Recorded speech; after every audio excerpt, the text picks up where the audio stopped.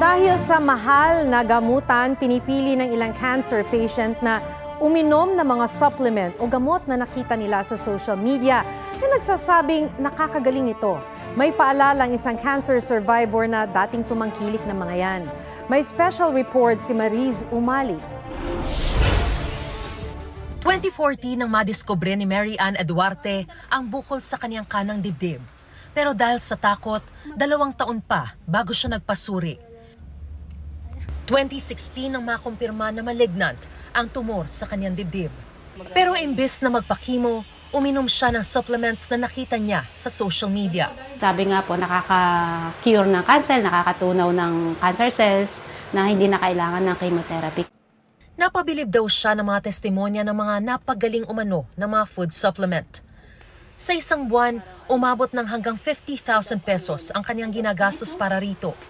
Pero imbis malusaw, kumalat ang cancer cells sa kanyang baga at buto.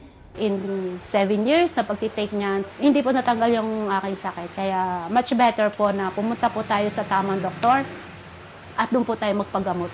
Kadalasang umaabot ng milyon ang gamutan sa cancer. At depende sa uri ng cancer, 20,000 hanggang 120,000 ang kada session ng chemo.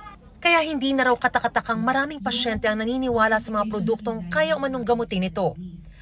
Most of the patients would opt for alternative medicine thinking that they would save more or it will be less expensive than the traditional chemo treatment. Aminado ang Food and Drug Administration na mahirap habulin ang mga kumpanya at individual na nagpo-promote ng mga peking gamot.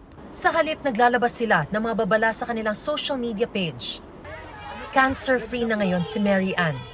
At sa kanya itinuturing na second life, may bago raw siyang misyon. Lahat ng pinagdadaanan natin inaalaw ni Lord para matuto ka. And at the same time, makakapag-share ka ng tama doon sa mga taong maaaring dumaan din o magkaroon din ng experience na kagaya ko.